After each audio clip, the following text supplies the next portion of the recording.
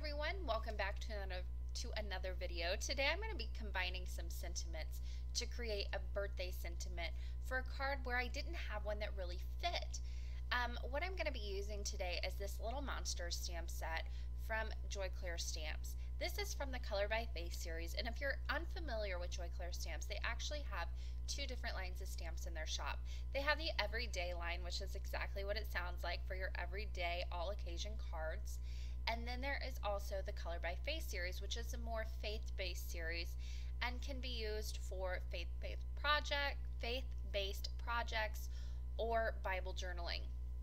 So that's what I'm going to be using today, is actually a Color by Faith series stamp set, but I wanted to turn it into a little boy's birthday card.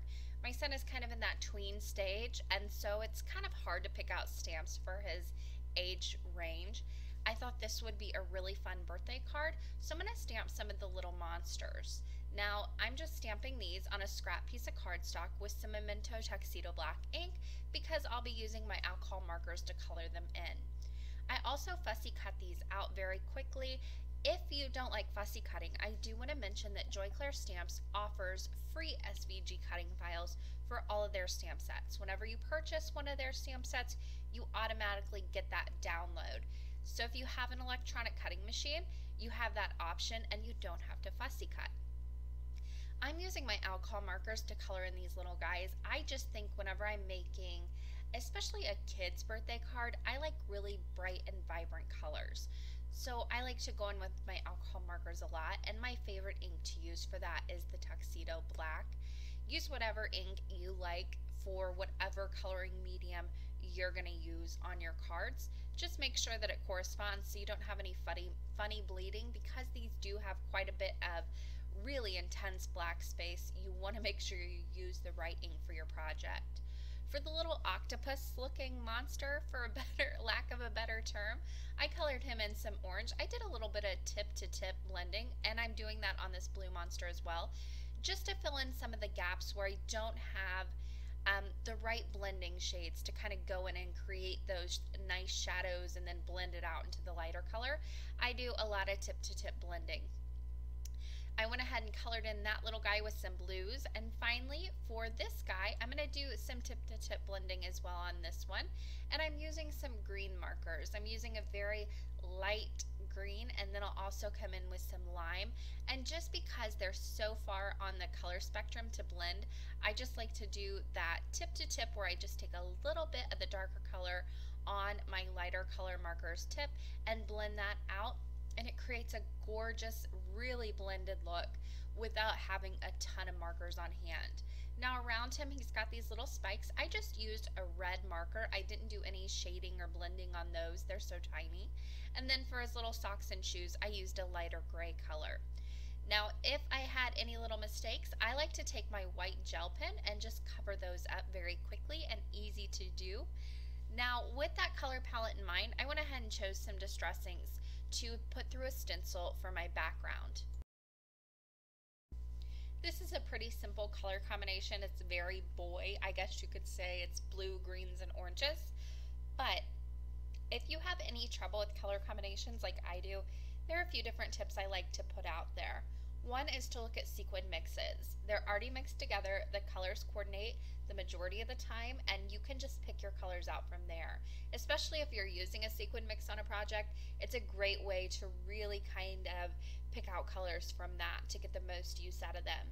Another thing, I have a Pinterest board, I will leave that link down in the description box below, that I like to just pin different color combinations that I find that I like, that I want to use in the future. It's great for me just to scroll through there, find a color combination I want, pick out my inks or my markers or color pencils, whatever I happen to be using, and then I can go in and just, I know those colors coordinate beautifully, I know I like them already, and I can just go from there. Now with the colors that I chose, I went ahead and picked those out that match the markers I use with Distress inks. So I've got some Mermaid Lagoon, I've got some Twisted Citron, and I've got some Spiced Marmalade. I'm going to be blending these through a circle stencil. This one is from Stampin' Up. There are tons of these stencils on the market. You do not have to have this one. You could even make your own with some circle dies if you wanted to.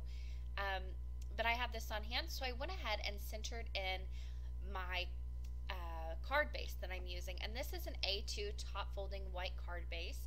I centered that up on the back of my stencil, and I like to tape my card to the actual, or panel, whatever I'm using, to the actual stencil.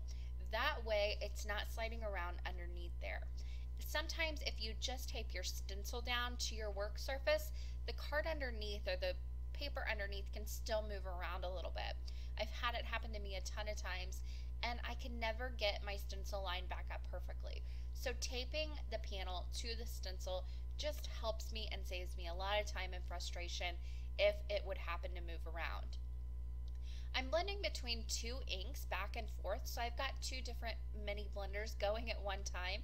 Here I'm putting on some spice marmalade, and once I get that pretty intense, I'll come back in, blend over the very top of that with some twisted citron, and just blend back and forth between the two. And when I'm happy with the intensity and the blending that I'm getting, then I can put all my inks away and that part is done. Now, removing the stencil is the most fun part for me because I get to see what's underneath. So I just peel that back and I've got this gorgeous stenciled background on my card base. Now I'm going to pop up my little monsters on another panel. I want to add a background to them too to help them pop away from a stark white background. So I've got this other stencil that's just a line stencil. You can do the same exact technique with painter's tape. You do not need this stencil, but this one I'm using is from Stampin' Up. I'm going to keep this pretty simple, and I am just sponging through some smoky, hickory smoke, I believe it is, gray distress ink. And this is just going to give those little monsters a little bit of pattern behind them, but it's going to be more subtle, and it's going to help them pop away from that card base and make them the focal point. Once I'm happy with the intensity of my color, I can go ahead and pull away my stencil, and I've got that background ready to go as well. Again, this panel I did tape to the stencil with some painter's tape instead of taping my stencil down. That just helps it, especially with this stencil, it likes to move around a lot. It helps it keep it in place. That's another reason I would almost suggest using painter's tape over a stencil like that. It really tends to move around a lot when you try to push ink through. So one color you can get by with, but if you're blending between 2 and 3, it's almost just easier to use painter's tape or washi tape for that matter. So to combine my sentiments, I did not have a birthday sentiment in that stamp set because it is from the Color by Faith series. So I'm using the Hello Sentiment stamp set from Clair Stamps. It's kind of a builder set, so I've put together birthday wishes. I stamped that down on a piece of black cardstock that I'm going to be using to mount that little white panel that I just ink blended onto. Now, one of the sentiments in the stamp set, the Monsters stamp set, says, "Don't let the monsters destroy you." So I'm going to actually take some painter's tape and mask off the rest of the sentiment except for the word monsters. And then with that monsters sentiment, I'm going to mask off the S in that. So whenever I stamp this down, it's going to say Monster Birthday Wishes. I am heat embossing this with white embossing powder, so I prep my surface with my embossing bag. I'm inking up with Versamark. I'm going to remove that painter's tape before I even stamp this down, and then I'll stamp it right down onto my surface. Now, Versamark is a clear sticky ink, so it's perfect for heat embossing. It's my favorite to use. I'm going to sprinkle on some white embossing powder, and these, even though they're two different sort of fonts, they still go together very well.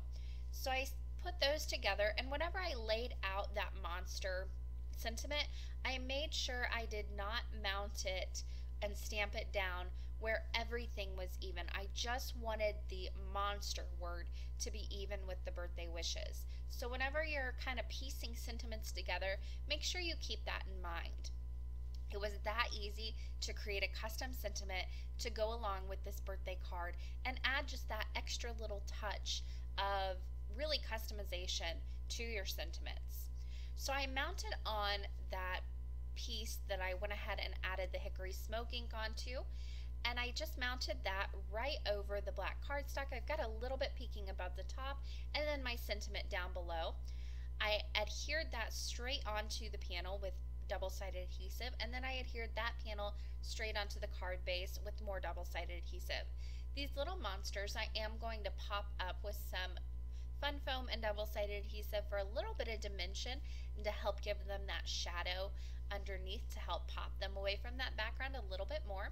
And then the outside was completely done. Well, I'll go back and put on a few little extra touches, but it's done as far as I need it to be to go ahead and decorate the inside. I always like to decorate the inside before I add any little glossy accents or Nouveau drops to the outside, just because a lot of times you can really mess that up whenever you open up your card and it's not quite dry. On the inside, I'm using the Let's Celebrate stamp set from Clair Stamps. It's got some great little balloons in it and the word celebrate. I went ahead and stamped the Celebrate sentiment in black dye ink, and then for the balloons, I'm stamping them in the same distress colors that I used to do my stenciling on the card base. For the little tails on the balloons, I will be stamping those in the Hickory Smoke Distress ink that I used on the other panel. And I just turned that little balloon tail every which way to get it to look a little bit different. Then there are these little confetti stamps in the stamp set. I'm just going to stamp those on the end of the balloon to kind of look like little curlies, and I am stamping those in the same Hickory Smoke Distress ink. Once that was done, I'm just going to add a few little confettis on the inside of the balloon.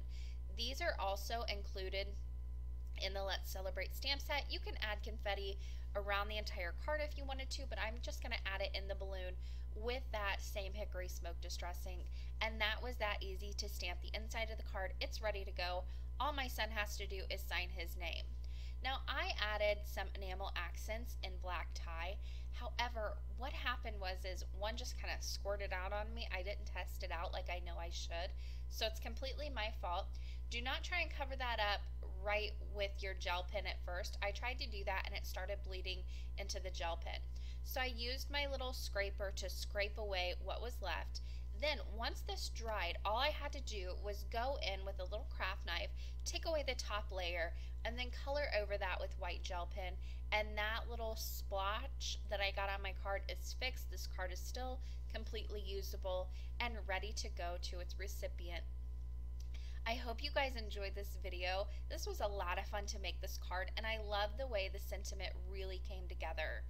That does it for me today. Thank you guys so much for watching. As always, there are a few links on the left side of your screen you can click on. Happy crafting, everyone.